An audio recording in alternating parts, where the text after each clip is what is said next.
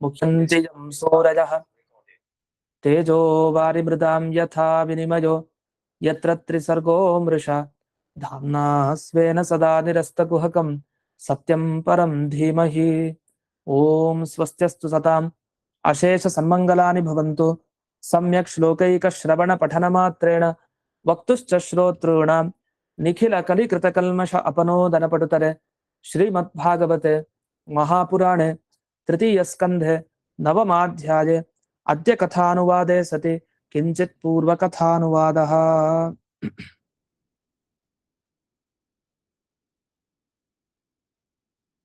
ಈಗ 30ನೆಯ ಶ್ಲೋಕ.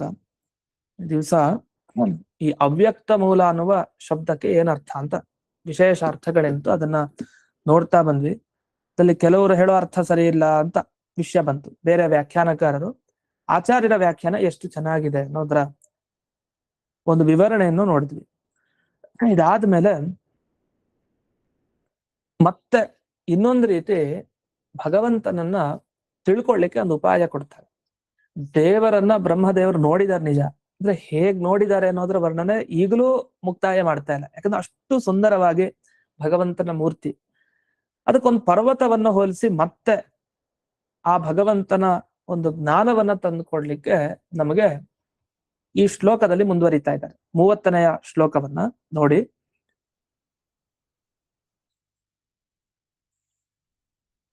ಚರಾಚರೌಕೋ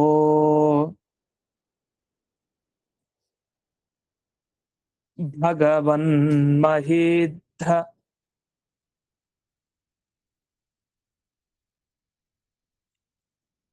ಮಹೀಂದ್ರ ಬಂಧುಂ.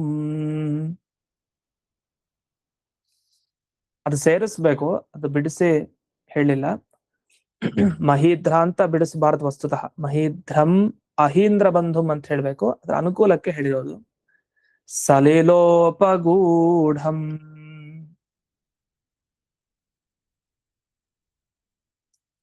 ಕಿರೀಟ ಸಾಹಸ್ರ ಹಿರಣ್ಯ ಶೃಂಗಂ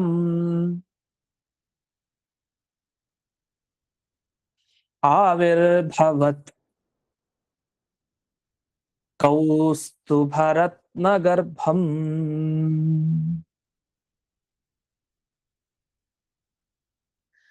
ಭಗವನ್ ಮಹೀಧ್ರಂ ಅಂತ ಹೇಳ್ತಾರೆ. ಅದು ನಾರಾಯಣ ದರ್ಶನ ಆಯ್ತಂತೆ. ನಾರಾಯಣ ಮಹೀಧ್ರ ಅಂದ್ರೆ ಪರ್ವತ ಅಂತ ಅರ್ಥ. ನಾರಾಯಣ ಅನ್ನೋ ಪರ್ವತವನ್ನ ಬ್ರಹ್ಮದೇವರು ನೋಡಿದ್ದಾರೆ. ಪರ್ವತ ಅಂದ ಕೂಡಲೇ ಲೆಕ್ಕ ಹಾಕೊಳ್ಳಿ ದೇವ್ರು ಹೇಗಿದ್ದಾನೆ ಅಂತ. ಅಂದ್ರೆ ಒಂದು ಚಿಕ್ಕ ರೂಪ ಧರಿಸ್ಕೊಂಡ್ ದೇವ್ರ ದರ್ಶನ ಕೊಡ್ತಾನೆ ಅಂದ್ರೆ ದೊಡ್ಡ ವಿಷಯ. ಯಾಕೆಂದ್ರೆ ದರ್ಶನ ಏನೋ ಕೊಡ್ತಾನೆ, ನೋಡ್ಕೊಳಪ್ಪ ನನ್ ರೂಪ ಅಂತ ದೊಡ್ಡದಾಗಿ ನಿಂತು ಬಿಟ್ರೆ ನಮ್ಗೊಂದ್ ಕಣ್ಣು ಕಾಣಲ್ಲ, ಕಿವಿನೂ ಕಾಣಲ್ಲ, ಸರಿಯಾಗಿ ಯಾವ ಭಾಗನೂ ಕಾಣಲ್ಲ. ಯಾಕೆ? ತುಂಬಾ ದೊಡ್ಡದಾಗ್ಬಿಟ್ರೆ ಸರಿಯಾಗಿ ಕಾಣಲ್ಲ. ಈಗ ಇರುವೆ ನಮ್ ದೇಹದಲ್ಲಿ ಏನೇನಿದೆ ಅಂತ ಸರಿಯಾಗಿ ಗೊತ್ತಾಗತ್ತ?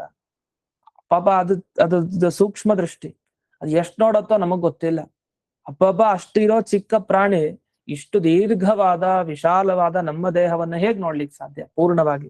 ಆತರ ಪರಮಾತ್ಮನ ಎಲ್ಲಾ ಕಡೆ ನಿಂತು ಬಿಟ್ರೆ ಒಂದ್ ತಲೆ ಎಲ್ಲೋ ಇದೆ, ಕಣ್ಣೆಲ್ಲೋ ಇದೆ ಅಂತ ಎಲ್ಲಾ ಕಡೆ ವ್ಯಾಪಿಸ್ಕೊಂಡಿರೋ ದೊಡ್ಡ ರೂಪ ನೋಡ್ಲಿಕ್ ಸಾಧ್ಯನಾ? ನೋಡ್ಲಿಕ್ ಸಾಧ್ಯ ಇಲ್ಲ. ಸಮುದ್ರದ ತೀರ ಯಾವುದು ಅಂತ ಹುಡ್ಕೊಂಡು ಹೋದ್ರೆ ಎಷ್ಟಂತ ಹುಡುಕ್ಲಿಕ್ ಸಾಧ್ಯ? ತುಂಬಾ ಕಷ್ಟ. ಸಮುದ್ರವನ್ನೊಮ್ಮೆ ನೋಡಿ ಅಂತಂದ್ರೆ ಹೆಂಗ್ ನೋಡೋದ್ ನಾವು? ನಮ್ಮ ಹತ್ರ ಇರೋದು ಏನೋ ಅದನ್ನ ನೋಡ್ಬೋದು ಅಷ್ಟೇ. ಅದು ಬಿಟ್ರೆ ಸಮಗ್ರವಾಗಿ ಎಲ್ಲಾ ರೀತಿಯಲ್ಲಿ ಸಮುದ್ರವನ್ನ ನೋಡ್ಲಿಕ್ಕೆ ಸಾಧ್ಯ ಇಲ್ಲ, ಆಕಾಶವನ್ನು ನೋಡ್ಲಿಕ್ಕೆ ಸಾಧ್ಯ ಇಲ್ಲ. ಈ ತರ ಒಂದು ದೊಡ್ಡ ತುಂಬಾ ವಸ್ತು ಆಗ್ಬಿಟ್ರೆ ನಾವು ಹತ್ತತ್ರ ಹೋಗಿ ನೋಡ್ಕೊಂಬರೋ ಪರಿಸ್ಥಿತಿ. ಆದ್ರಿಂದ ದೇವರು ದೊಡ್ಡ ಪರ್ವತದಂತೆ ಬ್ರಹ್ಮದೇವರ ಕಂಡಿದ್ದಾನೆ, ಆದ್ರೆ ಪೂರ್ತಿ ಕಂಡಿದ್ದಾನೆ ಅನ್ನೋದು ಬಹಳ ವಿಶೇಷ. ಯಾಕೆಂದ್ರೆ ಬ್ರಹ್ಮದೇವರ ಮೇಲೆ ಅಷ್ಟು ಪ್ರೀತಿ. ಯಾಕೆ? ಭಗವಂತನಿಗೆ. ಸರಿ, ಭಗವಂತ ಅನ್ನೋ ಮಹೀಧ್ರ ಪರ್ವತವನ್ನು ನೋಡಿದಾನೆ. ಯಾರು? ಬ್ರಹ್ಮದೇವ. ಮಹೀಧ್ರ ಅನ್ನೋ ಶಬ್ದಕ್ಕೆ ಯಾಕೆ ಪರ್ವತ ಅಂತ ಅರ್ಥ ಅಂದ್ರೆ, ಮಹಿ ಅಂದ್ರೆ ಭೂಮಿ ಅಂತ ಅರ್ಥ. ಭೂಮಿಯನ್ನ ಧರಿಸಿರೋದು ಯಾವುದು? ಪರ್ವತ. ಮಹೀಧ್ರ ಧಾರಣೆ ಮಾಡಿರೋದು. ಹಾಗಾಗಿ ಮಹೀಧ್ರ ಅಂದ್ರೆ ಇಲ್ಲಿ ಪರ್ವತ ಅಂತ ಅರ್ಥ. ಸರಿ, ಭಗವಂತ ಅನ್ನೋ ದೊಡ್ಡ ಪರ್ವತವನ್ನ ನೋಡಿದ್ದಾರೆ ಬ್ರಹ್ಮದೇವರು. ಆ ಪರ್ವತ ಹೇಗಿತ್ತು? ಪರ್ವತದಲ್ಲಿ ಏನಿರುತ್ತೆ? ಮರಗಳಿರತ್ತೆ, ಗಿಡ ಇರತ್ತೆ, ಬಳ್ಳಿಗಳಿರತ್ತೆ, ಪೊದೆಗಳಿರತ್ತೆ, ಜೊತೆಗೆ ಪ್ರಾಣಿಗಳು ಓಡಾಡ್ತಾ ಇರತ್ತೆ. ಹೌದು, ಅದೇ ತರ ಈ ಪರ್ವತ ಇದೆಯಲ್ಲ, ಭಗವಂತ ಅನ್ನೋ ಪರ್ವತ ಈ ಪರ್ವತ ಅದೇ ತರ ಮಾಮೂಲಿ ನಾವೇನ್ ಪರ್ವತ ನೋಡ್ತೀವಿ ಹಾಗೆ. ಯಾಕೆ ಈ ಪರ್ವತದಲ್ಲೆಲ್ಲ ಪ್ರಾಣಿಗಳು ಯಾಕೆ ಓಡಾಡ್ತವೆ? ಅಲ್ಲಿ ಗಿಡ ಮರ ಇದೆ, ಅದರಿಂದ ಉಪಯೋಗ ಇದೆ. ಅದಕ್ಕೆ ಕೆಲವು ಹಣ್ಣನ್ನು ತಿನ್ನತ್ತೆ, ಕೆಲವು ಸಸ್ಯವನ್ನ ತಿನ್ನತ್ತೆ, ಅಲ್ಲಿ ನೀರ್ ಹರಿತಾ ಇರುತ್ತೆ, ನೀರ್ ಉಪಯೋಗ ಆಗತ್ತೆ. ಅದಕ್ಕೆ ಕೆಲವು ಆಶ್ರಯ ಮನೆ ಮಾಡ್ಕೊಂಡಿರ್ತವೆ ಪ್ರಾಣಿಗಳು. ಹಾಗಾದ್ರೆ ಎಲ್ಲಾ ಪ್ರಾಣಿಗಳಿಗೆ ಆ ದೊಡ್ಡ ಪರ್ವತ ಯಾವ ರೀತಿ ಇರುತ್ತೆ ಅಂದ್ರೆ ಆಶ್ರಯ, ಆಧಾರ ಸ್ತಂಭದಂತೆ ಇರುತ್ತೆ. ಹಾಗೆ ಭಗವಂತನು ಎಲ್ಲರಿಗೆ ಚರಾಚರ ಓಕ ಭಗವನ್ ಮಹಿಧಂ ಅಂತ ಹೇಳ್ತಾರೆ. ಚರಾಚರ ವಸ್ತುಗಳು ಅಂದ್ರೆ ಚಲನೆ ಮಾಡೋ ವಸ್ತು, ನಿಂತಿರೋ ವಸ್ತು, ಅಂದ್ರೆ ಜಡ ಆಗ್ಲಿ ಚೇತನ ಆಗ್ಲಿ, ಈ ತರಹದ ಪ್ರತಿಯೊಂದು ವಸ್ತುಗಳಿಗೂ ಆ ಭಗವಂತ ಅನ್ನೋ ಪರ್ವತ ಅದು ಓಕಃ. ಓಕ ಅನ್ನೋ ಶಬ್ದಕ್ಕೆ ಸಂಸ್ಕೃತದಲ್ಲಿ ಮಂದಿರ ಅಂತ ಅರ್ಥ ಹೇಳ್ತಾರೆ, ಅಥವಾ ಆಧಾರ ಅಂತ ಅರ್ಥ. ಇದನ್ನ ವಿಜಯಧ್ವಜ ತೀರ್ಥರು ವಿವರಿಸ್ತಾ ಹೋಗ್ತಾರೆ. ಅದನ್ನೆಲ್ಲ ಸೇರಿಸಿ ಹೇಳ್ತಾ ಇದ್ದೀನಿ ನಿಮ್ಗೆ. ಹಾಗಾದ್ರೆ ಏನಾಯ್ತು, ಚರಾಚರ ಪ್ರಾಣಿಗಳಿಗೆಲ್ಲ ಆ ಭಗವಂತ ಅನ್ನೋ ದೊಡ್ಡ ಪರ್ವತ ಆಧಾರ. ನಿಜ. ಹಾಗಾದ್ರೆ ನಾವೆಲ್ಲ ಆ ದೊಡ್ಡ ಪರ್ವತದಲ್ಲಿ ಇದೀವಿ ನಿಜವಾಗಿ. ಯಾಕೆ ನಮ್ಮ ಹಿಂದೆನೂ ದೇವ್ರಿದ್ದಾನೆ, ನಮ್ಮ ಮುಂದೆನೂ ದೇವ್ರಿದ್ದಾನೆ, ಎಲ್ಲೆಲ್ಲೂ ದೇವ್ರು. ದೊಡ್ಡ ಪರ್ವತದ ತರ ಆ ಪರ್ವತದ ಒಳಗಡೆ ನಾವಿದೀವಿ. ಇದ್ದು ನಾವು ನಮ್ ಕೆಲ್ಸ ಮಾಡ್ಕೊಳ್ತಾ ಇದೀವಿ. ಯಾಕಂದ್ರೆ ನಾವೆಲ್ಲ ಜಡ ಆಗ್ಲಿ ಚೇತನ ಆಗ್ಲಿ ಎಲ್ಲ ವಸ್ತುಗಳು ಆ ದೇವರ ಅಧೀನವಾಗಿ ಇದೆ ಅಂತ ಇಷ್ಟು ಒಂದು ವರ್ಣನೆ. ಚರಾಚರೋಕೋ ಭಗವನ್ ಮಹಿಧಂ ಅಂತ ಒಂದು ಮಾತು. ಇಂಥ ಪರ್ವತವನ್ನ ಬ್ರಹ್ಮದೇವರು ನೋಡಿದ್ದಾರೆ. ಇಲ್ಲಿ ಓಕ ಅನ್ನೋ ಶಬ್ದಕ್ಕೆ ಮಂದಿರ ಅಂತ ಅರ್ಥ ಹೇಳಿದ್ದಾರೆ. ಮಂದಿರ ಅಂದ್ರೆ ದೇವಸ್ಥಾನಕ್ಕೆ ನಾವು ಮಂದಿರ ಅಂತ ಕರಿತೀವಿ. ಹಾಗೆ ಇದು ನಿಜವಾಗಿ ದೊಡ್ಡ ಮಂದಿರನೇ ನಮಗೆ. ನಾವು ದೇವಸ್ಥಾನದ ಒಳಗಡೆ ಇದ್ದಾಗ ಲೆಕ್ಕ ಈಗ. ಯಾಕೆ ನಮಗ್ ದೇವ್ರ ಮಂದಿರದ ಒಳಗಡೆನೆ ನಾವಿದೀವಿ. ಈ ತರಹದ ಪರಮಾತ್ಮನನ್ನ ಓಕಸಿ ಮಂದಿರಾಶ್ರಯವು ಅಂತ ಒಂದು ಕೋಶ ಕೊಟ್ಟು ಅವರು ಆಶ್ರಯ ಅಥವಾ ಮಂದಿರ ಅಂತ ಎರಡು ಅರ್ಥವನ್ನ ಬಿಡಿಸಿಕೊಟ್ರು. ಇದಾದ್ಮೇಲೆ ಮುಂದೆ ಇನ್ನೊಂದು ವರ್ಣನೆ, ಆವಿರ್ಭವತ್ ಕೌಸ್ತುಭರತ್ನ ಗರ್ಭಂ ಅಂತ ಹೇಳ್ತಾರೆ. ಭಗವಂತ ಒಂದು ದೊಡ್ಡ ಪರ್ವತಕ್ಕೊಂದು ಮಣಿ ಹಾಕಿದ್ರೆ ಹೇಗಿರುತ್ತೆ ಕುತ್ತಿಗೆ ಭಾಗಕ್ಕೆ, ಒಂದು ದೊಡ್ಡ ಪರ್ವತ ಅನ್ಕೊಳ್ಳಿ, ಪರ್ವತದ ಮೇಲಿಂದು ಮುಖ ಭಾಗ ಅನ್ಕೊಳ್ಳಿ, ಅದರ ಸ್ವಲ್ಪ ಕೆಳಗಡೆ ಕುತ್ತಿಗೆ ಭಾಗ. ಆ ಪರ್ವತಕ್ಕೊಂದು ಮಣಿ ಹಾಕಿದ್ರೆ ಆ ಪರ್ವತ ಹೇಗ್ ಕಾಣುತ್ತೋ ಹಾಗೆ ದೇವರು ಕಾಣ್ತಾ ಇದ್ದಾನೆ. ಹಾಗಾದ್ರೆ ದೇವರ ಕುತ್ತಿಗೆಯಲ್ಲಿ ಏನಿದೆ? ಮಣಿ. ಕೌಸ್ತುಭ ರತ್ನಗರ್ಭಂ, ಕೌಸ್ತುಭ ಮಣಿ ಇದೆ. ಆ ಮಣಿಯಿಂದ ರಚಿತವಾದ ಒಂದು ವಿಶಿಷ್ಟ ಆಭರಣ, ಅದನ್ನ ಭಗವಂತ ತನ್ನ ಕುತ್ತಿಗೆಯಲ್ಲಿ ಧರಿಸಿದ್ದಾನೆ. ದೊಡ್ಡ ಪರ್ವತಕ್ಕೆ ಆಭರಣ ಹಾಕಿದ್ರೆ ಹೇಗಿರುತ್ತೋ ಹಾಗೆ ಭಗವಂತ ಕಾಣ್ತಾ ಇದ್ದಾನೆ. ಇದೊಂದು. ಮುಂದಕ್ಕೆ ಕಿರೀಟ ಸಾಹಸ್ರ ಹಿರಣ್ಯ ಶೃಂಗಂ, ಸಾವಿರಾರು ಕಿರೀಟ ಅವನ ತಲೆಯ ಮೇಲೆ ಇದೆ. ಪರ್ವತದ ಮೇಲೆ ಸಾವಿರಾರು ಕಿರೀಟ ಇಟ್ರೆ ಅದು ಯಾವ ಕಿರೀಟ? ಹಿರಣ್ಯ ಅಂತ ಹೇಳ್ತಾರೆ, ಬಂಗಾರದ ಕಿರೀಟ. ಅದು ಒಂದು ಕೋಡುಗಳಂತೆ. ಈಗ ಪರ್ವತಕ್ಕೆಲ್ಲ ಕೋಡು ಅಂತ ಇರುತ್ತಲ್ಲ, ಈಗ ಹೇಗೆ ಅಂದ್ರೆ ಹಸುವಿಗೆ ಕೋಡಿದೆ, ಆ ತರ ಪರ್ವತಗಳಿಗೆ ಕೋಡು ಅಂದ್ರೆ ಪರ್ವತದ ಶೃಂಗ ಭಾಗ. ಆ ಶೃಂಗಗಳೇನಿದೆ ಒಂದೊಂದು ಶತಶೃಂಗ ಅಂತ ಭೀಮಸೇನ ದೇವರಿಗೆ ಘಟನೆಯಲ್ಲಿ ಕೇಳಿದ್ವಲ್ಲ ಈ ಹನುಮಂತ ವಿಜಯ ಪಾಠದಲ್ಲಿ. ಹಾಗೆ ಅದ ಮೇಲೆ ಗೋಪುರ ತರ ಒಂದೊಂದು ಪರ್ವತದಲ್ಲಿ ಒಂದೊಂದು ಭಾಗ, ಅದೆಲ್ಲ ಶೃಂಗಗಳು. ಆ ಶೃಂಗಗಳ ಮೇಲೆ ಒಂದು 1000 ಶೃಂಗ ಅಂತ ಇಟ್ಕೊಂಡ್ರೆ 1000 ಕಿರೀಟ ಇಟ್ಟರೆ ಹೇಗ್ ಪರ್ವತ ಕಾಣುತ್ತೋ ಹಾಗೆ ಭಗವಂತನ ಆ 1000 ತಲೆಗಳ ಮೇಲೆ ಏನ್ ಕಾಣ್ತಾ ಇದೆ ಅಂದ್ರೆ ಕಿರೀಟ ಹಿರಣ್ಯ. ಹಿರಣ್ಯ ಅಂದ್ರೆ ಬಂಗಾರವಾದಂತಹ ಕಿರೀಟ ಕಾಣ್ತಾ ಇದೆ. ಅಲ್ಲ ಇಲ್ಲ ಹಾಗ ಅನ್ವಯ ಅಲ್ವಲ್ಲ. ಕಿರೀಟ ಸಾಹಸ್ರ ಹಿರಣ್ಯ ಶೃಂಗಂ, ಅದೋ ಒಂದು ಕೋಡೆ ಬಂಗಾರಮಯ, ಅದ್ರಲ್ಲಿ ಕಿರೀಟ ಇಟ್ಟಿದ್ದೀವಿ ಅಂತ. ಈ ಬಂಗಾರದ ಪರ್ವತ ಅಂತ ಇರುತ್ತೆ. ಆ ಬಂಗಾರದ ಪರ್ವತ ಅಂದ್ರೆ ಆ ತರದ ವರ್ಣ, ಬಂಗಾರದ ವರ್ಣದಂತಹ ಪರ್ವತ. ಆ ಪರ್ವತದ ಕೋಡುಗಳಲ್ಲಿ ಏನಿರುತ್ತೆ ಅಂದ್ರೆ ಕಿರೀಟಗಳಿರುತ್ತೆ ಅಂತ ಇಟ್ಕೊಳ್ಳಿ ಉದಾಹರಣೆಗೆ. ಆ ತರ ದೇವರ ತಲೆನೇ ಬಂಗಾರದ ವರ್ಣ. ಯಾಕೆಂದ್ರೆ ಅದು ಹಿರಣ್ಯ ವರ್ಣ ಅಂತ ಭಗವಂತನಿಗೆ ಒಂದಿದೆ. ಹಿರಣ್ಯ ವರ್ಣಾಂ ಹರಿಣೀಂ ಅಂತ ಹೇಳಿ ಲಕ್ಷ್ಮೀ ದೇವಿಗೆ ಹೇಳೋದಿದೆ. ಎಲ್ಲ ಏನ್ ಸೂಕ್ತ ಪಾರಾಯಣ ಮಾಡ್ತೀವಲ್ಲ, ಹಿರಣ್ಯ ವರ್ಣಾಂ ಹರಿಣೀಂ ಅಂತ. ಹಿರಣ್ಯ ವರ್ಣ ಅಂತ ಇದೆ. ಲಕ್ಷ್ಮೀ ದೇವಿಯ ವರ್ಣ ಅದು ಹಿರಣ್ಯ, ಬಂಗಾರದಂತೆ. ಕಾಯಿಸಿದ ಬಂಗಾರ ಹೇಗೆ ಶುದ್ಧ ಆಗಿರುತ್ತೋ ಆ ತರ ಬಣ್ಣ. ಅದೇ ರೀತಿ ಭಗವಂತನದು ಕೂಡ ಅವನ ಕೋಡು ಹಾಗಿದೆ. ಕೋಡು ಅಂದ್ರೆ ಅವನ ತಲೆ ಭಾಗ, ಅವನ ದೇಹದ ಭಾಗ ಹಾಗೆ ಇರೋದು. ಆ ರೀತಿ ಇಟ್ಕೊಂಡಾಗ ಪ್ರತಿಯೊಂದು ಅವನ ಬಂಗಾರದ ಆ ಕೋಡುಗಳಲ್ಲಿ ಅಂದ್ರೆ ಬಂಗಾರದ ತಲೆಗಳ ಮೇಲೆ ಈ ಕಿರೀಟ ಸಾಹಸ್ರ, ಸಾವಿರಾರು ಕಿರೀಟಗಳಿದೆ ಅಂತ. ಇದನ್ನ ಹೇಗಾರು ಅನ್ವಯಿಸ್ಕೊಳ್ಬಹುದು. ಇದು ಒಂದು ಅರ್ಥ. ಇನ್ನೊಂದು ಸಲಿಲೋಪಗೂಢಂ. ಅಷ್ಟೇ ಅಲ್ಲ, ಈಗ ಸಮುದ್ರ ಸುತ್ತಲೂ ಇದೆ ಅಂತ ಇಟ್ಕೊಳ್ಳಿ, ಪರ್ವತ ಮಧ್ಯಕ್ಕಿದೆ, ಸುತ್ತಲೂ ಸಮುದ್ರ ಇದೆ ಅಂತ ಇಟ್ಕೊಳ್ಳಿ. ಅವಾಗ ಪರ್ವತ ಹೇಗ್ ಕಾಣುತ್ತೆ? ಆ ತರ ಭಗವಂತ ಪರ್ವತ ತರ ಇದ್ದಾನೆ. ಬ್ರಹ್ಮದೇವರು ನೋಡ್ತಾ ಇದ್ದಾರೆ. ಸುತ್ತಲೂ ಏನಿತ್ತು? ಪ್ರಳಯ ಕಾಲದ ನೀರಿತ್ತು ಸುತ್ತಲೂ. ಯಾಕೆಂದ್ರೆ ಪ್ರಳಯ ಕಾಲದಲ್ಲೇ ಇದಾಗಿದ್ದು. ಅಂದ್ರೆ ಪ್ರಳಯ ಕಾಲ ಮುಗಿತಾ ಬಂತು, ಅಷ್ಟೊತ್ತಿಗೆ ಬ್ರಹ್ಮದೇವರ ಸೃಷ್ಟಿಗೆ ಬಂದಿದ್ದಾರೆ. ಅದು ಇನ್ಯಾವ ವಸ್ತುನೂ ಇಲ್ಲ. ಈ ಸಂದರ್ಭ ಸುತ್ತಲೂ ನೀರಿದೆ, ಮತ್ತೆ ಒಂದ್ ಪರ್ವತ ಇಟ್ರೆ ಹೇಗೋ ಹಾಗೆ ಸುತ್ತಲೂ ಪ್ರಳಯ ಕಾಲದ ನೀರಿದೆ, ಮಧ್ಯದಲ್ಲಿ ದೇವರಿದ್ದಾನೆ. ಇಂಥ ದೇವರನ್ನ ನೋಡ್ತಾ ಅವನು ಹೇಗಿದ್ದಾನ ಆ ದೇವರು ಇನ್ನು ಅಹೀಂದ್ರ ಬಂಧು. ಅವನು ಅಹೀಂದ್ರ, ಅಹಿ ಅಂದ್ರೆ ಸರ್ಪ, ಸರ್ಪಗಳಲ್ಲಿ ಶ್ರೇಷ್ಠ ಅಂದ್ರೆ ಶೇಷದೇವರು. ಆ ಶೇಷದೇವರಿಗೆ ಬಂಧು ಅವನು, ತುಂಬಾ ಪ್ರೀತಿ ಪಾತ್ರ ಅಂತ. ಹೀಗೆ ಸುಂದರವಾದ ಭಗವಂತನ ಆ ರೂಪವನ್ನ ನೋಡ್ತಾ ಇದ್ದಾರೆ. ಇದರಲ್ಲಿ ಕೌಸ್ತುಭ ಅಂತ ಒಂದು ಶಬ್ದ ಬಂತು. ಅದಕ್ಕೊಂದು ವಿವರಣೆಯನ್ನ ಮಾಡ್ತಾರೆ, ಯಾಕೆ ಅದಕ್ಕೆ ಕೌಸ್ತುಭ ಮಣಿ ಅಂತ ಕರೀತಾರೆ ಅಂತ. ಇದೊಂದು ಅಪರೂಪದ ವಿಷಯ. ಇದನ್ನ ಇಲ್ಲಿ ವಿಜಯಧ್ವಜ ತೀರ್ಥರು ವಿವರಣೆಯನ್ನ ಮಾಡಿದ್ದಾರೆ. ಕೌಸ್ತುಭ ರತ್ನಗರ್ಭಂ ಪ್ರಕಾಶಮಾನಂ. ಕೌಸ್ತುಭಂ ಅಂದ್ರೆ ಕುಸ್ತುಭ ಅಂತ ಒಂದು ಶಬ್ದ ಇದೆ ಅಲ್ಲಿ. ಕುಸ್ತುಭದಿಂದ ಬಂದಿದ್ದು ಕೌಸ್ತುಭ ಅಂತ ಅರ್ಥ. ಕುಸ್ತುಭ ಅನ್ನೋ ಶಬ್ದಕ್ಕೆ ಏನರ್ಥ? ಸಮುದ್ರ ಅಂತ ಅರ್ಥ. ಸಮುದ್ರದಿಂದ ಸಿಕ್ಕ ರತ್ನ ಅದು, ಅಂಥ ಶ್ರೇಷ್ಠ. ಅದೆಲ್ಲೇ ಇವಾಗ ಸಮುದ್ರ ವಸ್ತುತಃ ರತ್ನಾಕರ ಅಂತ ಸಮುದ್ರನಿಗೆ ಹೆಸರು. ನಾವೇನು ರತ್ನಾಕರ ಅಂದ್ರೆ ರತ್ನಗಳಿಗೆ ಆಶ್ರಯ. ನಾವೆಲ್ಲ ನಿಧಿ ಏನಿದೆ, ನಿಧಿಯನ್ನ ಒಂದ್ ಕಡೆ ಒಂದು ಪೆಟ್ಟಿಗೆಯಲ್ಲಿ ಸ್ಥಾಪನೆ ಮಾಡ್ತೀವಿ. ನವನಿಧಿಗಳ ಸ್ಥಾಪನೆ ಒಂದು ಪೆಟ್ಟಿಗೆಯಲ್ಲಿ ಇರುತ್ತೆ, ಈ ಸರ್ಪಗಳೆಲ್ಲ ಕಾಯ್ತಾ ಇರತ್ತೆ ಅಂತ ಹೇಳ್ತೀವಲ್ಲ, ಅದೇನೂ ಇಲ್ಲ ವಸ್ತುತಃ ಈ ಸಮುದ್ರದ ಮುಂದೆ. ಯಾಕಂದ್ರೆ ಸಮುದ್ರದಲ್ಲಿ ಲಕ್ಷಾನ್ಗಟ್ಲೆ ಅನಂತ ನಿಧಿಗಳಿರತ್ತೆ, ಅಷ್ಟು ರತ್ನ ರಾಶಿಗಳಿರತ್ತೆ ಸಮುದ್ರದಲ್ಲಿ.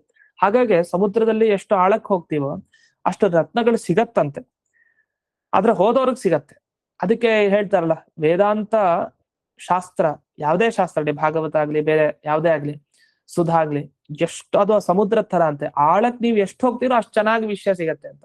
ಮೇಲ್ ನೋಟಕ್ ನೋಡಿದ್ರೆ ಸಮುದ್ರ ಹೇಗ್ ಮೇಲ್ ನೋಡಿದ್ರೆ ಹೇಗೆ ಏನು ಗೊತ್ತಾಗಲ್ವೋ, ಆ ತರ ಮೇಲ್ನೋಟಕ್ ನೋಡಿದ್ರೆ ಶಾಸ್ತ್ರ ಅರ್ಥ ಆಗಿಲ್ಲ. ಹೋದಷ್ಟು ಒಳಗಡೆ ಚೆನ್ನಾಗಿದೆ, ಇನ್ನೂ ಸಿಗ್ತಾ ಇದೆ ಅಂತ ಹೊರಗೆ ಬರೋದೇ ಇಲ್ಲ ಅವನು.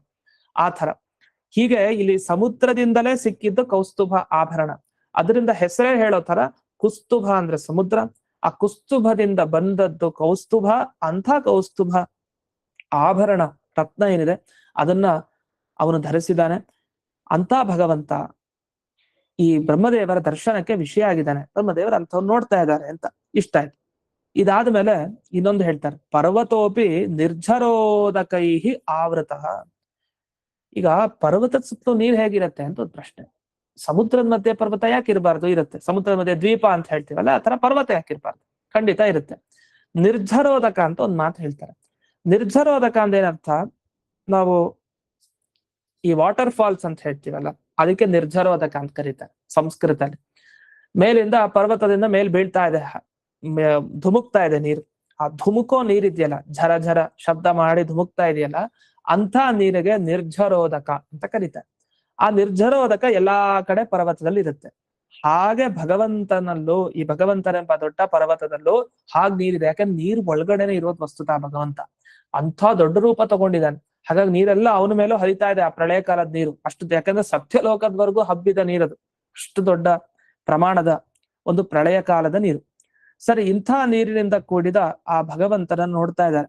ಇದರ ಮಧ್ಯದಲ್ಲಿ ಕೊನೆಗೆ ಒಂದು ವಿಷಯವನ್ನ ಹೇಳ್ತಾರೆ ಇಲ್ಲಿ. ಒಟ್ಟು ಉದಾಹರಣೆ ಕೊಡ್ತಾ, ಯಥಾ ಪರ್ವತಸ್ಯ ಗರ್ಭೆ ಕ್ವಚಿತ್ ರತ್ನಂ ಆವಿರ್ಭವತಿ ತಥಾ ಆವಿರ್ಭವತ್ ಸ್ಪಷ್ಟಂ ದೃಶ್ಯಮಾನಂ ಕೌಸ್ತುಭ ರತ್ನಂ ಗರ್ಭೆ ಶರೀರ ಪ್ರದೇಶ ವಿಶೇಷೆ ಯಸ್ಯ ತಂ ಅಂತ ಹೇಳ್ತಾರೆ. ಅಂದ್ರೆ ಈ ಪರ್ವತದಲ್ಲೂ ಹಾಗೆ ಅಂತ. ನೀವು ಪರ್ವತದಲ್ಲಿ ಹುಡ್ಕೊಂತಾ ಹೋದ್ರೆ ಎಲ್ಲೆಲ್ಲೋ ಮಧ್ಯ ರತ್ನ ಸಿಗತ್ತಂತೆ. ಈ ಹಾವುಗಳ ಹೆಡೆಯಲ್ಲಿ ರತ್ನ ಸಿಗೋ ತರ ಪರ್ವತದಲ್ಲೂ ಹುಡುಕ್ದಷ್ಟು ಒಳಗಡೆ ಎಲ್ಲೆಲ್ಲೋ ಹೊಸ ವಿಷಯ ಸಿಗತ್ತಂತೆ. ಏನೇನೋ ಸಿಗತ್ತೆ ಪರ್ವತದಲ್ಲಿ ರತ್ನ ವಿಶೇಷ. ಹಾಗೆ ಭಗವಂತ ಸ್ಪಷ್ಟವಾಗಿ ಕಣ್ಮುಂದೆ ಇದ್ದಾನೆ ಬ್ರಹ್ಮದೇವರಿಗೆ. ಕಣ್ಮುಂದೆ ಕಾಣ್ತಾ ಇರುವಂತಹ ಆ ಭಗವಂತನಲ್ಲೂ ಎಲ್ಲೆಲ್ಲೋ ಆ ರತ್ನ ರಾಶಿಗಳು ಕಾಣ್ತಾ ಇದೆ. ಬರೀ ಕುತ್ತಿಗೆಯಲ್ಲಿ ಅಂತಲ್ಲ ಇವ್ರು ಹೇಳೋ ಪ್ರಕಾರ, ಅದು ಗರ್ಭದಲ್ಲಿ ಎಲ್ಲೆಲ್ಲಿ ಕಾಣ್ಬೇಕೋ ಅಲ್ಲಲ್ಲಿ ಕಾಣ್ತದೆ. ಅಂದ್ರೆ ದೇವರು ಪ್ರತ್ಯಕ್ಷ ಆದ್ರೆ ಅವನ ಆಭರಣ ಹೇಗೆ ಹಾಕೊಂಡು, ಕುತ್ತಿಗೆಯಲ್ಲಿ ಹಾಕೊಂಡಿರ್ಬೋದು, ಎದೆ ಮೇಲೆ ಇರಬಹುದು, ಹೊಟ್ಟೆ ಭಾಗದಲ್ಲಿ, ಅಲ್ಲಿ ಇಲ್ಲಿ ಎಲ್ಲೆಲ್ಲೋ ಈ ರತ್ನ ರಾಶಿಗಳು ಕಾಣ್ತಾ ಇದೆ. ಈ ತರಹದ ಭಗವಂತನ ದರ್ಶನವನ್ನ ಬ್ರಹ್ಮದೇವರು ತಾವು ಮಾಡಿದ್ದಾರೆ ಅಂತ ಇಷ್ಟ ಆಯ್ತು. ಇನ್ನು ಮುಂದಿನ ಶ್ಲೋಕ 31ನೇದು. ಇನ್ನು ಯಾವ ತರ ಇದ್ದ ಭಗವಂತ? ನಮ್ಗೇನಾಗ್ಬಿಡುತ್ತೆ, ಬ್ರಹ್ಮದೇವರ ದರ್ಶನ ಏನ್ ಮಾಡಿದ್ರಲ್ಲ ಇಷ್ಟೊಂದು ಭಗವಂತನದು, ಇದು ಒಂದ್ಸರಿ ನೆನ್ಪಿಟ್ಕೊಳ್ಬೇಕು. ಈ ತರ ಅನೇಕರಿಗೆ ಭಗವಂತ ದರ್ಶನ ಕೊಟ್ಟಿದ್ದಾನೆ. ನಮಗೆ ಯಾವ ರೀತಿ ಭಗವಂತ ದರ್ಶನ ಕೊಡ್ತಾನೋ ಗೊತ್ತಿಲ್ಲ.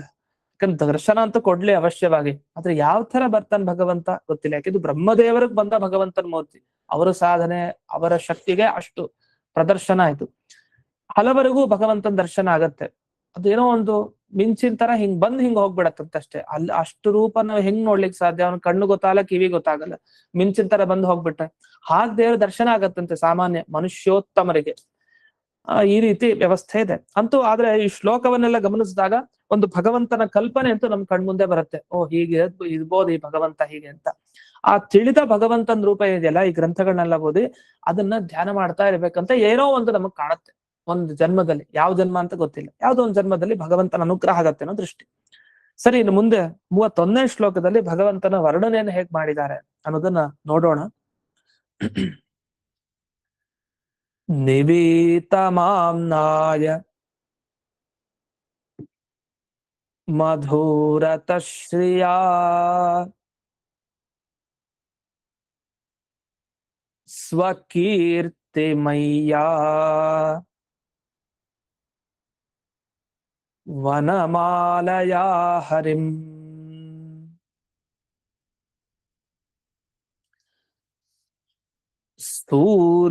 ಸೂರ್ಯೇಂದುವಾಯು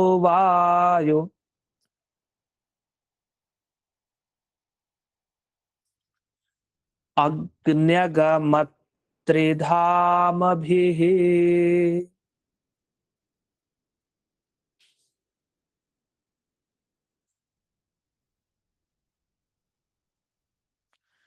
ಪರಿಕ್ರಮತ್ ಪ್ರಾಧನಿಕೈಃ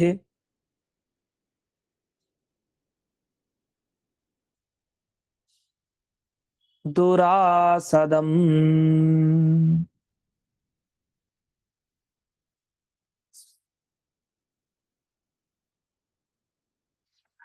ಈ ರೀತಿ ಭಗವಂತನ ವರ್ಣನೆಯನ್ನ ಮಾಡ್ತಾ ಎರಡನೇ ಲೈನ್ ಯಾವ್ದು? ಎರಡನೇ ಲೈನು ಸ್ವಕೀರ್ತಿಮಯ್ಯ ಅಂತ ಮೊದಲನೇ ಶಬ್ದ. ಸ್ವಕೀರ್ತಿಮಯ್ಯ ಸೂರ್ಯೇಂದು ಅದು ಸೂರ್ಯ, ಇಂದು, ವಾಯು, ಆಮೇಲೆ ಅಗ್ನಿ ಅನ್ನೋ ಶಬ್ದ, ಆಮೇಲೆ ಅಗಮ್ ಅಂತ ಬರುತ್ತೆ ನೋಡಿ. ಗೊತ್ತಾಯ್ತಾ? ಸೂರ್ಯೇಂದು ವಾಯು ಅಗನ್ಯ ಗಮತ್ರಿಧಾಮಪಿ. ವಾಯುವಗ್ನಿ ಅಗಮ್ ಅ ತ್ರಿಧಾಮಭಿಃ ಅಂತ. ಅದ್ ನಿಮ್ಗೆ ಏನ್ ಮಾಡಿ ಅಂದ್ರೆ ಆ ಮುಂದೆ ಶಬ್ದ ಕೊಟ್ಟಿರ್ತಾರೆ ಅನ್ವಯದಲ್ಲಿ, ನೀವು PDF ಇದ್ರಲ್ಲಿ ಬಿಡಿಸಿರ್ತಾರೆ. ಆ ಬಿಡಿಸಿರೋದನ್ನ ನೋಡ್ಕೊಂಡ್ರೆ ನಿಮ್ಗೆ ಸ್ಪಷ್ಟ ಆಗುತ್ತೆ. ಧನ್ಯವಾದಗಳು. ಸ್ಪಷ್ಟ ಆಗಿದ್ರೆ ಮತ್ತೆ ಕೇಳಿ, ತೊಂದ್ರೆ ಇಲ್ಲ. ಈ ಶ್ಲೋಕದ ವರ್ಣನೆಯನ್ನ ಮಾಡ್ತಾ ಇಲ್ಲೇನೇ ಹೇಳ್ತಾರೆ, ಈ ಭಗವಂತ ದೊಡ್ಡ ಪರ್ವತ ಅಂತ ವರ್ಣನೆ ಮಾಡಿದ್ರು. ಆ ಪರ್ವತದಲ್ಲಿ ಏನೇನಿದೆ ಇನ್ನು ಅಂತ. ಪರ್ವತದಲ್ಲಿ ದುಂಬಿಗಳಿರುತ್ತೆ, ಅಲ್ಲಲ್ಲಿ ಹೂವುಗಳ ರಸವನ್ನ ಹೀರ್ಲಿಕ್ಕೆ ಅಂತ ಆಚೆ ಈಚೆ ದುಂಬಿಗಳೆಲ್ಲ ಹಾರಾಡ್ತಾ ಹೋಗ್ತಾ ಇದ್ದಾವೆ. ಹೇಗೆ ಈ ಜೇನು ನೊಣಗಳು ಹೋಗ್ತಾವಲ್ಲ, ಆ ರೀತಿ ರಸವನ್ನ ಹೀರ್ಬೇಕು ಅಂತ. ಭಗವಂತನಲ್ಲಿ ಅಂಥ ದುಂಬಿ ಏನಿದೆ? ಯಾಕಂದ್ರೆ ಇವನೊಂದು ಪರ್ವತ ಅಂತ ಅಂದಾಯ್ತು ಈಗ. ಹಾಗಾದ್ರೆ ಈ ಪರ್ವತದಲ್ಲಿ ಏನ್ ದುಂಬಿಗಳಿದೆ ಅಂದಾಗ ಇದಕ್ಕೆ ಉತ್ತರ ಕೊಡ್ತಾರೆ. ಇಲ್ಲಿ ದುಂಬಿ ಅಂದ್ರೆ ಆಮ್ನಾಯ, ವೇದಗಳೇ ದುಂಬಿಗಳಂತೆ. ಒಂದು ವೇದದ ಮಾತು, ಒಂದು ಶಬ್ದ, ಇನ್ನೊಂದು ವೇದದ ಶಬ್ದ, ಹೀಗೆ ಸಾಕಷ್ಟು ವೇದದ ಶಬ್ದಗಳೇನಿದೆ ಅದೆಲ್ಲ ದುಂಬಿಗಳ್ತಾರೆ. ಏನ್ ಶಬ್ದ ನೋಡಿದ್ರು ಅದು ಭಗವಂತನ ಹತ್ರನೇ ಸುತ್ತಾಡ್ತಾ ಇರತ್ತಂತೆ. ದುಂಬಿಗಳ ತರ ಪ್ರತಿಯೊಂದು ವೇದದ ಶಬ್ದಗಳು, ಅಕ್ಷರಗಳು ಭಗವಂತನ ಸುತ್ತಲೂ ಸುತ್ತಾಡ್ತಾ ಇದೆ ರಸ ಹೀರ್ಲಿಕ್ಕೆ. ಅಂದ್ರೆ ದೇವರನ್ನು ತಿಳಿಸ್ಲಿಕ್ಕೆ ಸಮಗ್ರ ವೇದ ರಾಶಿ ಇದೆ ಅನ್ನೋ ಅರ್ಥವನ್ನು ತಿಳಿಸ್ಲಿಕ್ಕೆ ಇಷ್ಟ ಹೇಳಿದೆ. ಇದಾದ್ಮೇಲೆ ಭಗವಂತನ ಕುತ್ತಿಗೆಯಲ್ಲಿ ನಿವೀತ ಅಂತ ಹೇಳ್ತಾರೆ. ನಿವೀತ ಅಂತಂದ್ರೆ ನಮಗ್ ಗೊತ್ತು, ಸುತ್ತುವರೆದುಕೊಂಡಿದೆ ಅಂತ ಅರ್ಥ. ಈಗ ಈ ಯಜ್ಞೋಪವೀತವನ್ನ ಧಾರಣೆ ಮಾಡ್ಬೇಕಾದ್ರೆ ಹೇಳ್ತಾರಲ್ಲ, ಯಜ್ಞ ಉಪವೀತ, ಉಪವೀತ, ಪ್ರಾಚೀನಾವೀತಿ, ನಿವೀತಿ ಅಂತೆಲ್ಲ ಶಬ್ದ ಬಳಸ್ತಾರಲ್ಲ, ಹಾಗೆ ನಿವೀತ ಅನ್ನೋ ಶಬ್ದ ಸುತ್ತುವರ್ಕೊಂಡಿದೆ ಕುತ್ತಿಗೆಯಲ್ಲಿ ಭಗವಂತನ ಇದರಲ್ಲಿ. ಯಾವುದು ಸುತ್ತುವರ್ಕೊಂಡಿದೆ? ವನಮಾಲೆ. ವನಮಾಲೆ ಪೂರ್ತಿ ಇದೆ. ಅದು ಯಾವ ವನಮಾಲೆ ಅಂದ್ರೆ ಇಲ್ಲಿ ಸ್ವಕೀರ್ತಿಮಯ್ಯ ಅಂತ ಹೇಳ್ತಾರೆ. ಅವನ ಕೀರ್ತಿನೇ ಅವನ ವನಮಾಲೆ. ನಿಜವಾಗಿ ಅಂಥ ಕೀರ್ತಿ ಎಲ್ಲಾ ಕಡೆ ಹಬ್ಕೊಂಡಿದೆ. ಅದು ಅವನ ಸುತ್ತಲೂ, ಕುತ್ತಿಗೆ ಸುತ್ತಲೂ ಕೂಡ ಆ ವನಮಾಲೆ ಇದೆ ಅಂತ. ಇಷ್ಟೇ ಅಲ್ದೇನೆ ಆ ಭಗವಂತ ಎಲ್ಲಾ ದೇವತೆಗಳ ಜೊತೆಗಿದ್ದಾನೆ. ಈಗ ಪರ್ವತಗಳ ಜೊತೆಗೆ ಏನಿರಲ್ಲ, ಎಲ್ಲಾ ಪ್ರಾಣಿಗಳು ಮನುಷ್ಯರು ಇರ್ತಾರೆ ಅಲ್ಲಲ್ಲಿ ವಾಸ ಮಾಡ್ಕೊಂಡು, ಏನಿರಲ್ಲ ಎಲ್ಲಾದ್ರ ಜೊತೆಗೆ ಪರ್ವತ ಮಧ್ಯದಲ್ಲಿರುತ್ತೆ. ಆ ಥರ ಇಲ್ಲೂ ಸೂರ್ಯನಾಗ್ಲಿ, ಚಂದ್ರನಾಗ್ಲಿ, ವಾಯುದೇವರಾಗ್ಲಿ, ಅಗ್ನಿ ಆಗ್ಲಿ, ಹೀಗೆ ಎಲ್ಲಾ ದೇವತೆಗಳು ತಾವು ಪ್ರದಕ್ಷಿಣೆ ಮಾಡ್ತಾ ಇರ್ತಾರಂತೆ. ಅಂದ್ರೆ ಹಾಗೆ ಸುತ್ತ ಹಾಕೊಂಡಿದ್ದಾರೆ. ಅಷ್ಟೇ ಅಲ್ಲ, ಪುರಪಾಲಕರು ಅಂತ ಇರ್ತಾರೆ, ಅದನ್ನ ನೋಡ್ಕೊಳ್ಳೋರು. ಈ ಪರ್ವತ ಎಲ್ಲ ಒಬ್ಬೊಬ್ರು ಒಂದೊಂದ್ ಕಡೆ ಇರ್ತಾರೆ. ಈಗ ಹೇಗೆ ಇಡೀ ಜಗತ್ತನ್ನು ನೋಡ್ಕೊಳ್ಳುವಂತಹ ದಿಕ್ಪಾಲಕರು ಇರ್ತಾರಲ್ಲ, ಆ ತರ ಇಲ್ಲೂ ಇದ್ದಾರೆ. ಅವರೆಲ್ಲ ಭಗವಂತನ ಸುತ್ತ ಹಾಕೊಂಡಿದಾರಂತೆ. ಇಂಥ ಭಗವಂತನನ್ನ ಕೊನೆಗೆ ನೋಡಿದ್ ಹೇಗೆ ಅಂದ್ರೆ, ಇವರೆಲ್ಲ ಸುತ್ತ ಹಾಕೊಂಡಿದ್ರಲ್ಲ, ಆ ತರ ಭಗವಂತನ ನೋಡ್ತಾ ನೋಡ್ತಾ ಬ್ರಹ್ಮದೇವರಿಗೆ ಅನ್ನಿಸ್ತು, ಈ ರೂಪವನ್ನ, ಇಂಥ ದೇವರನ್ನ ಭಕ್ತರು ಅಷ್ಟು ಸುಲಭವಾಗಿ ಪಡಿಲಿಕ್ಕೆ ಆಗಲ್ಲ ಅಂತ ಗೊತ್ತಾಯ್ತು. ಅಂಥ ದೇವರನ್ನ ಇಲ್ಲಿ ಬ್ರಹ್ಮದೇವರು ಕಂಡಿದ್ದಾರೆ ಅಂತ. ಇಷ್ಟು ಈ ವಿಷಯವನ್ನ ಸಾಮಾನ್ಯವಾಗಿ ಶ್ಲೋಕದ ಬಗ್ಗೆ ನೋಡಿದ್ವಿ. ಇನ್ನು ಇಲ್ಲಿ ತುಂಬಾ ವಿಚಾರ ಇದೆ. ಎಲ್ಲಿ ವಿಚಾರ ಅಂತಂದ್ರೆ, ಈಗ ಅವ್ರು ಕೇಳಿದ್ರಲ್ಲ 3ನೇ ಲೈನು, ಸೂರ್ಯೆಂದು ವಾಯುವಗ್ನಿ ಅಂತಿದೆಯಲ್ಲ, ಆ ಶಬ್ದದಲ್ಲೇ ವಿಚಾರ ಇದೆ. ಆ ಶಬ್ದದಲ್ಲಿ ನಿಜವಾಗಿ ಭಾಗವತದಲ್ಲಿ ಹೇಗೆ ಪಾಠ ಇದೆ, ಈ ವಾಕ್ಯ ಹೀಗಿದೆಯಾ ಹಾಗಿದೆಯಾ ಅಂತ ಒಂದು ಪ್ರಶ್ನೆ ಇದೆ. ಅಲ್ಲಿ ಆ ಪದದ ಬಗ್ಗೆ ವಿಚಾರ ಮಾಡ್ತಾರೆ ವಿಶೇಷವಾಗಿ ಈ ಭಾಗವತ ವಾಕ್ಯದಲ್ಲಿ.